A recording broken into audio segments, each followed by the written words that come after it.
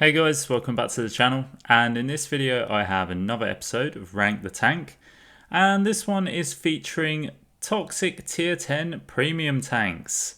So yeah, as you can imagine, I had a lot of fun doing this one, and with no further ado, in third place we are looking at the T24-9 Black Vigilante.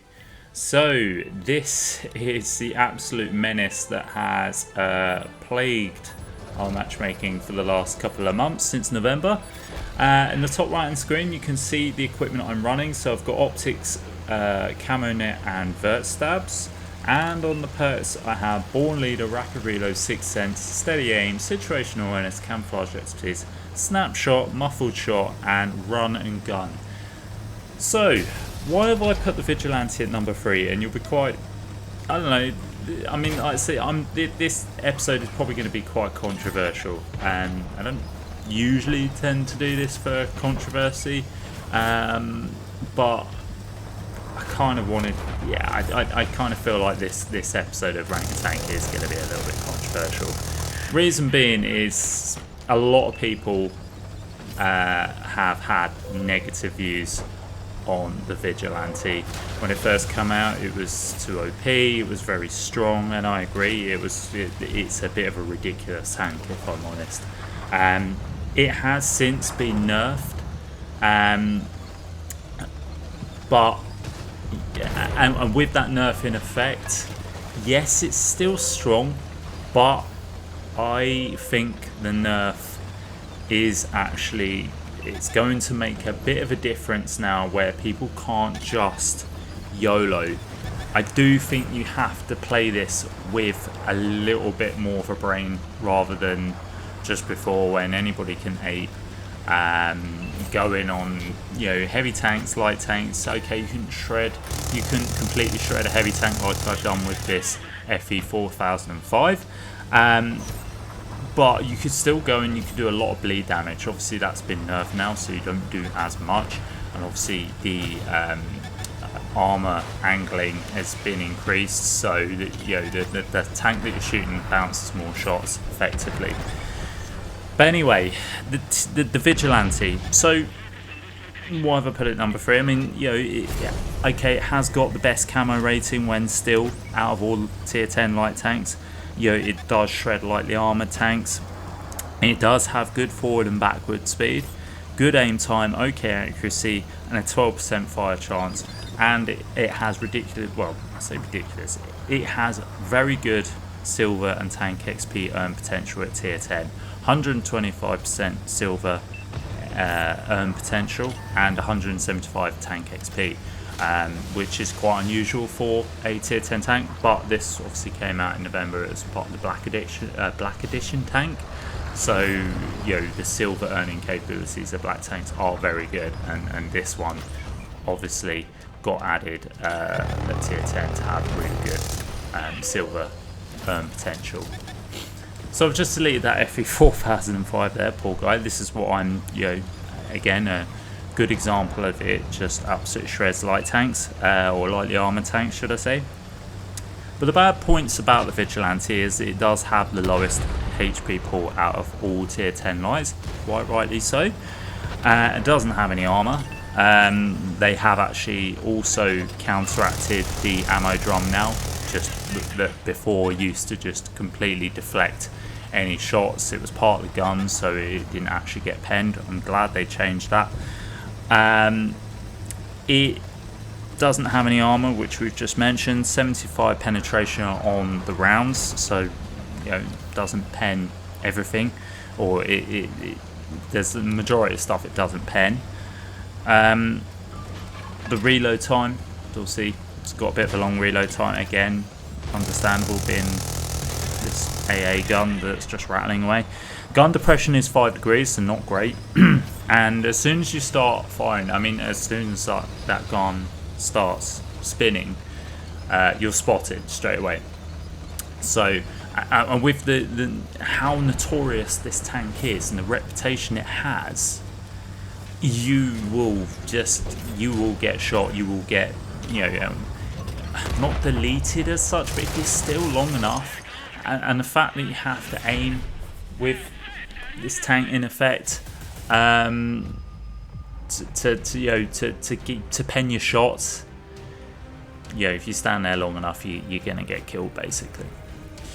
But anyway, that's my reasons for this tank being number 3. You can see we finished that game off with 4k damage, 3.6k assist, only 3 kills, only a second class because you do have to play this tank very well to get an ace tanker.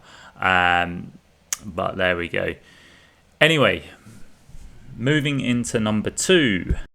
It is the dreaded Taran. So the Taran is your Soviet tier 10 tank destroyer. And on this replay we're on Westfield. And the equipment I'm running will be in the top right hand corner as we speak. So I've got Camo Net, Advanced Gun Lane Drive and Optics. And on the perks I run the usual, which is Born Leader, Rapid Reload, Sixth Sense, Steady Aim, Snapshot, Situational Awareness, Camouflage Expertise, Silent Driving and Muffled Shot. So the Taran, the good parts of the Taran: 395 heat pen, which is fantastic. You've got a low silhouette, you've got good concealment, you've got 390 meters of view range, great mobility, 950 alpha on that gun, which is just crazy. Good accuracy with 12% fire chance. Your bad points on the Taran: it has no armor at all. The Vigilante will eat this for breakfast if it gets spotted. You've got 5 degrees of gun depression, long reload and aim time, and slow shell velocity. But there's not much to go on in terms of bad points of the Taran. It's just insanely good. Yes, it is quite OP, if I'm honest. And when it was first added, it was just like, why? You just you're kind of making a lot of other tank destroyers irrelevant. And we get quite lucky there that we actually managed to come out unscathed. I'm surprised. I'm assuming that FE was shooting AP and not Hesh rounds, because I was expecting a little bit of splash damage there. But that poor guy gets absolutely deleted. So yeah, and here you'll see, I mean, this replay, this is probably one of my best games combined that I've played in tanks. You'll see in the results. But here I'm going to show how good this concealment is. We're obviously double bushing, so it's going to be very hard. I mean, even sort of normal TDs, grills and anything else that's standard, you would just sort of play this position anyway if you're coming over here. Now I've come to this corner predominantly because I want to gain map control here, and I know there's going to be there's always tanks in this spot, so for me it was just kind of like, well, where else are you going to go? I mean, I can't really play sort of the hill, sort of the brawling zone. I mean, I could sit back possibly in G1, but you more play that position to wait for sort of, that's more the defensive position, I think, sort of waiting. If you're getting sort of pincered from this side and also pushed on the one line, you play that possibly. But here for me is the best way to play, if you're attacking in this TD. But you can see we've managed to get some shots off. Yes, just seeing the tank sort of fire in this position. Clever play, it's the right thing to do. This poor Tiger has just been tracked and has just paid the ultimate price for being tracked. And again, it's just, for tier 8s when they come up against this, it's just not fun. And the majority of tanks playing against this, it's not fun because the Taran is going to get multiple shots off before it's even spotted. And it's just a ridiculous tank. Now, okay, in terms of the Vigilante, yes, it's toxic for its sort of YOLO gameplay as such, but for me, I find this toxic because it's just you're just absolutely battering lower tiers. You're battering everything, to be fair. If it in the right hands, the Taran is quite dangerous. And like I say, 950 Alpha, it's just, you know, it's a whole lot more than what other tank destroyers get. I mean, the Grill's sort of 750, E4 850, and okay, I'm not saying you definitely shouldn't be increasing those guns to 950. I just think that would make the game just completely ridiculous. You know, I would like to think that this ultimately should be reduced to 850. And when you think about the 2685, I think it's 850 as well, so that's not 950. You know, similar sort of guns. So yeah, it kind of made no sense to me why this was always put at 950 Alpha. But like I say, the reason I've sort of classed this as toxic, because it just doesn't inspire fun gameplay for anybody playing against it. And the fact that this tank has been, you know, I mean, it was put on silver sale, I think, you know, not so long ago. Okay, you had to pay God knows how much in silver, I can't remember the figures, to buy it. I didn't have to, because I'd already got it. You know, I think I bought this the second time it got released, when it was at 16k gold, so I didn't pay full price for it, which was nice. But yeah, what I'm saying is this has been offered up plenty of times. It's been in war chest, it's been on sale, it's been on offer, it's been flogged to death basically, and I've always just seen that as just, it's a cash grab basically. There's no other reason that it would be shoved on sale so much, because Wargaming know this tank is very good and it's going to sell. You know, people are going to buy it. People that don't have it will buy it because of how ridiculous it is. And I just think the more you get in games, the more it's just going to be, again, just inspires toxic gameplay, just inspires, you know, people to camp because they're going to get outspotted, or it inspires light tanks to YOLO to try and spot it. It inspires vigilantes to YOLO it because they know you can kill it, and it just doesn't make for balanced gameplay. And I don't want to sound like a you know, sort of a record on repeat, and I don't want to sound like I'm whinging, because I'm not. Just my view on the games, my view on these tanks. I know everyone else's views are completely different, and I respect those views 100%. Everyone's entitled to their own view and opinion, but for me, yeah, it just some of these tanks just don't make no sense. And I say, this thing is just, you know, for me, classed as in that bracket. So I've had my rant. I've gone on about the Taran, and, you know, good points, bad points, why I think it's toxic. So we look to the gameplay now, and yeah, you can see I've already done just under 5.5k damage, up to 3.8k assist. That's the other thing, the fact that this concealment is so good that I've actually managed to get 3.8k assist, and that is all spotting, by the way. No track, you know, there's no track assist. That's all spotting. Also speaks volumes how strong this tank is. And let's say in capable hands, it's devastating. Even in non-capable hands, it can still be quite good. I mean, you really would have to be, you would have to suck at the game really to actually do bad in this tank. You know, to ape in it, or, you know, maybe just get caught out. Maybe you might be unlucky and you get caught out by a vigilante, but you really would have to suck to have a bad game in this.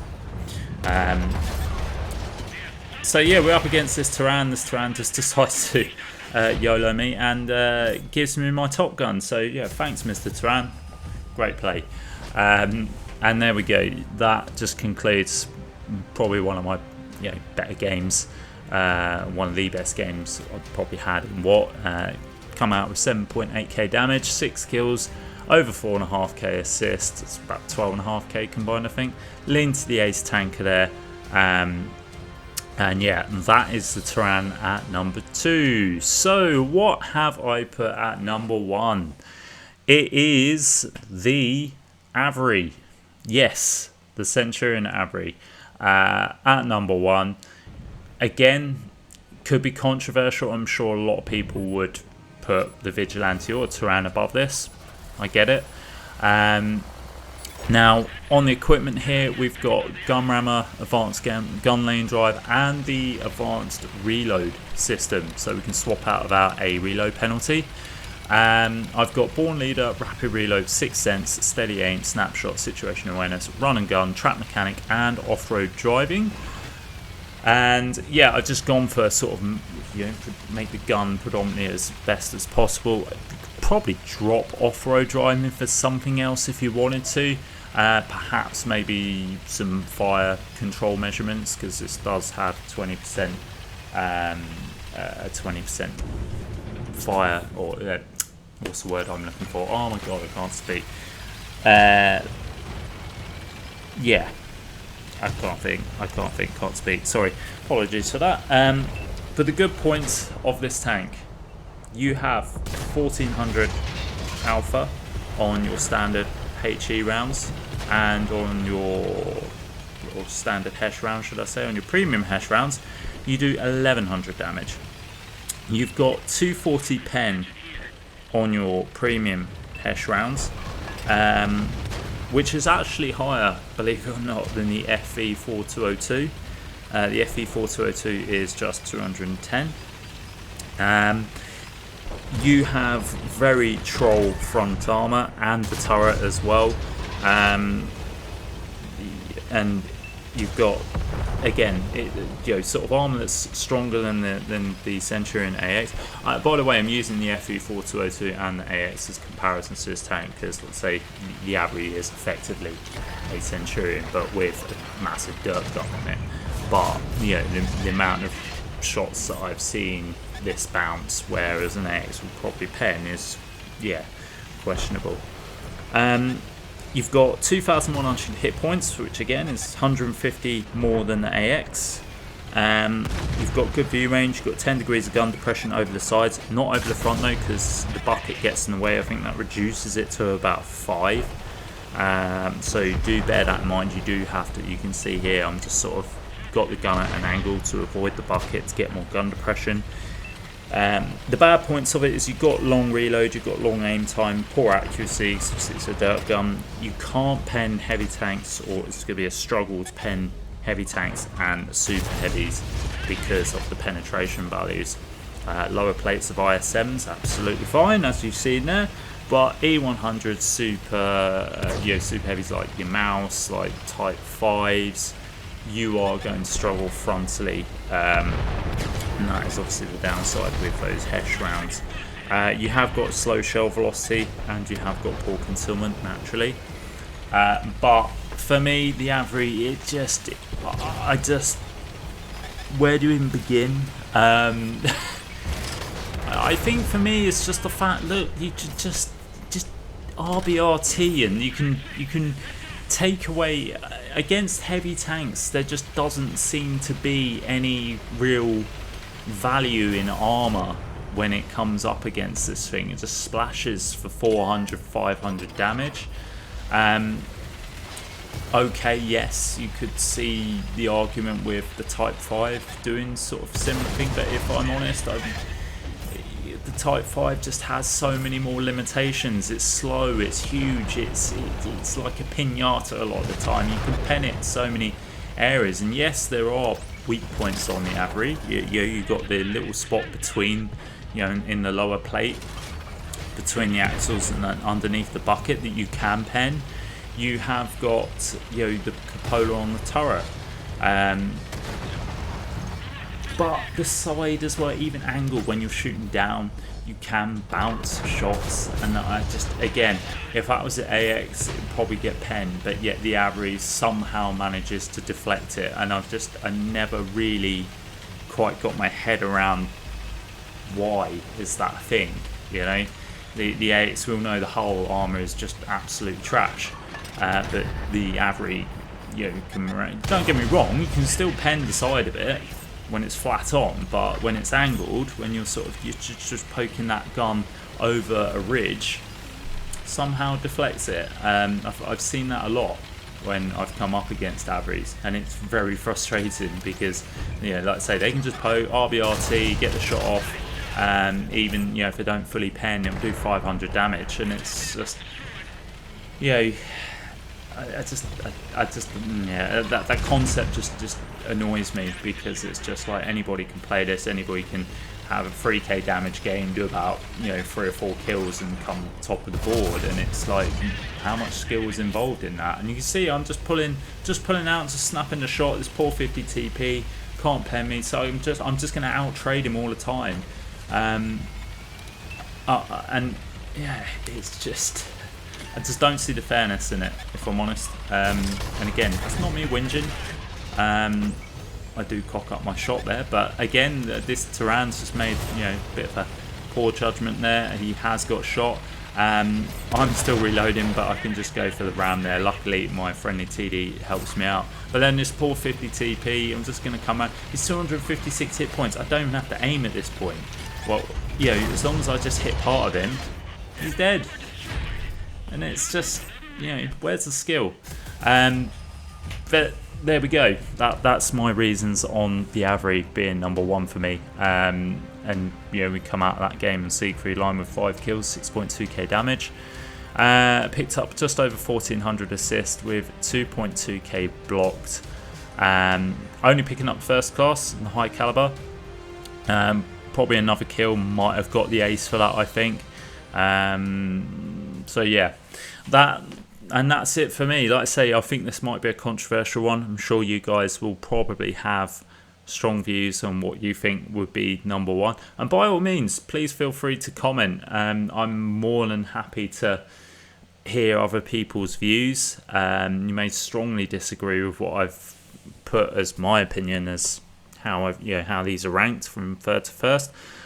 That's fine. You know, everybody can have their views. You know, opinions are great, and I'm not necessarily correct. Like I say, it's just an opinion. But yeah, let me know what you guys think. Do you agree? Do you not agree? Yeah, I'm happy to hear. And anyway, that is it for it, guys. Do like and subscribe if you enjoyed the video. It does help the channel. And as always, I will catch you next time.